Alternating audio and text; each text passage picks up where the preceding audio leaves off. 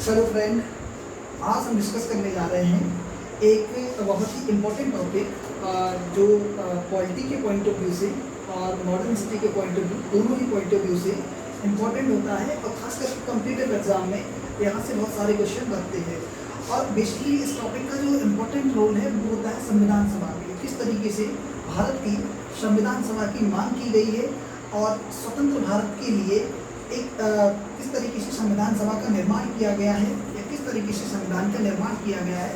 तो उस विषय को चर्चा लेते हुए इसके पहले हम लोगों ने जो डिस्कस किया था अगस्त ऑफर कि अगस्त ऑफर क्या था और क्यों अगस्त ऑफर लाया गया था, और अगस्त ऑफर में जो उस समय के वॉइसरॉय थे लॉर्ड लिनलिथगो, उनका क्या रोल था, किस तरीके से उन लोगों ने भारतीय सेना को और भारत के लोगों को विश्व युद्ध द्वितीय में शामिल कराया था या विश्व युद्ध द्वितीय में पार्टिसिपेट करने के लिए एक ऑफर दिया था जिसका नाम था अगस्त ऑफर। आज हम लोग बात करते हैं बेबेल योजना की, क्योंकि ये बेबेल योजना, अगस्त ऑफर और क्रिप्स मिशन, ये तीनों ही संविधान सभा के निर्माण के लिए और संविधान के निर्माण के लिए मोस्ट इम्पोर्टेंट पॉइंट बनते हैं। तो आज हम लोग डिस्कस करते हैं बेबेल प्लान। एक्चुअली बेबेल प्लान इस समय के वॉइसरॉय ऑर्कवेल्ड बेबेल के टाइम पे आया था। ऑर्कवेल्ड बेबेल जो कि पहले लॉर्ड लिनलिथगो के शासनकाल में या विश्व युद्ध द्वितीय के समय में commander in chief British army में बनाए गए थे या ब्रिटिश भारत के कमांडर इन चीफ के पद पर तैनात थे। उस समय अगर देखा जाए तो वाइसरॉय के बाद दूसरा अगर कोई पद होता था तो वो होता था कमांडर इन चीफ, जो कि पूरी ऑल ओवर सेना को डील करता था। तो चलिए हम बात करते हैं कि इस टॉपिक में बेसिकली क्या हुआ है और बेबेल प्लान क्या था और बेबेल प्लान में शिमला समझौते क्या था और किस तरीके से शिमला में एक कॉन्फ्रेंस बुलाई गई थी, एक बैठक बुलाई गई थी, जिसका क्या नतीजा निकलता है।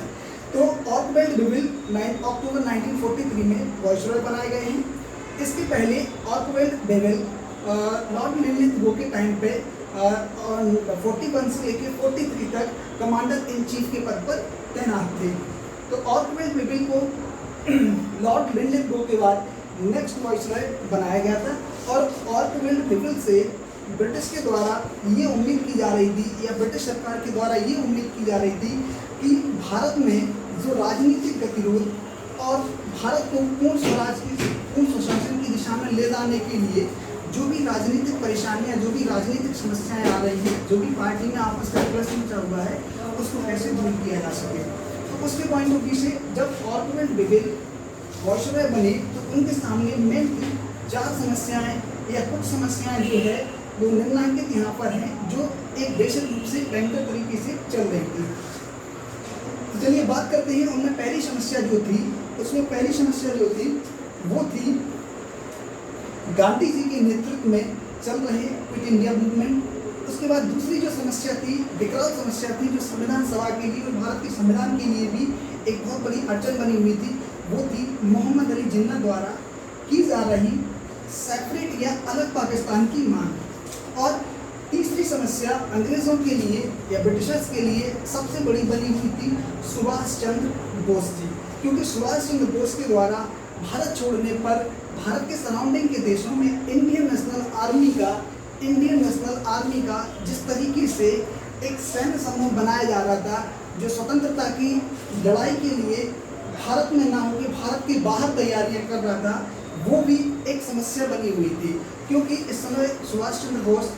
जापान के साथ मिलकर पूर्वी भारत पर हमला करने की तैयारी कर रहे थे। तो ये एक तीसरी समस्या थी। और चौथी और बेहद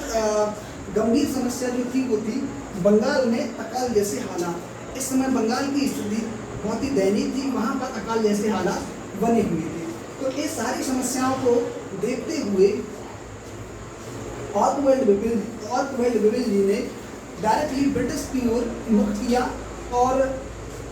मई 1945 में वह भारत से इंग्लैंड चले गए, जहाँ पर उन्होंने ब्रिटिश सरकार के समक्ष ये सारी समस्याओं को बहुत विस्तृत रूप से डिस्कस किया। और वहाँ से लौटने के बाद बेबेल जी एक कार्य योजना लेकर आते हैं जिसका नाम दिया गया बेबेल प्लान या बेबेल योजना। तो देखिए इस योजना में किस तरीके से बेबेल जी ने कुछ समस्याओं का हल निकालने की कोशिश की है। तो यहाँ अगर देखा जाए तो सबसे पहली समस्या का हल ये था कि बेबेल जी ने सभी भारतीय पार्टियों को शिमला में एक मीटिंग में बुलाया। क्योंकि क्विट इंडिया मूवमेंट की जज्बात का टाइम था, तो इस समय भारत के जो बड़े नेता थे या भारत की बड़ी पार्टी भारतीय राष्ट्रीय कांग्रेस के जो नेता थे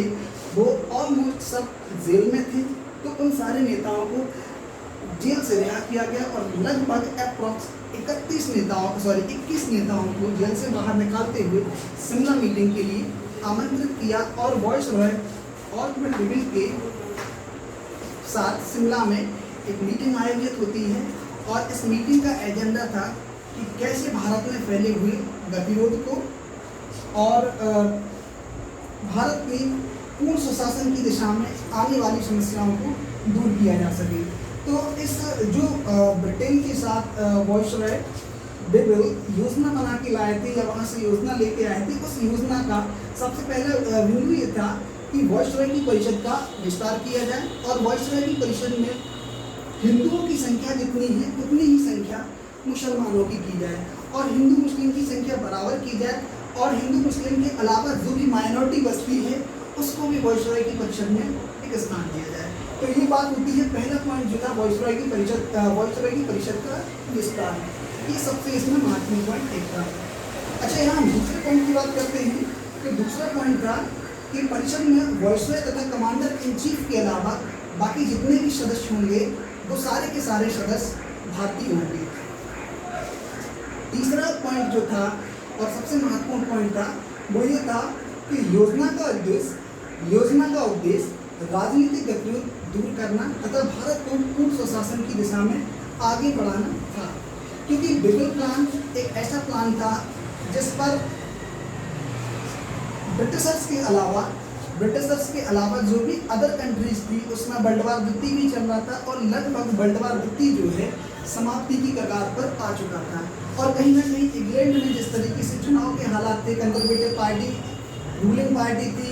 और जो लेबर पार्टी थी वो भी पार्टी मेजोरिटी में आने की तैयारी में थी। तो कहीं ना कहीं एक पॉलिटिकल दबाव भी था ब्रिटिशर्स के पास कि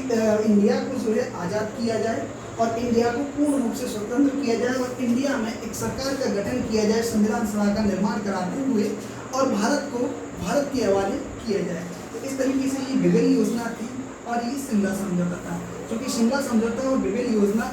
योजना का ही एक इम्पोर्टेंट पार्ट जो है वो शिमला समझौता था। क्योंकि शिमला समझौता में वो सारी चीज़ें डिस्कस की गई थी जो कार्य योजना ब्रिटेन से वॉइसरॉय लॉर्ड बिगल के द्वारा तैयार करके लाई गई थी। Thank you.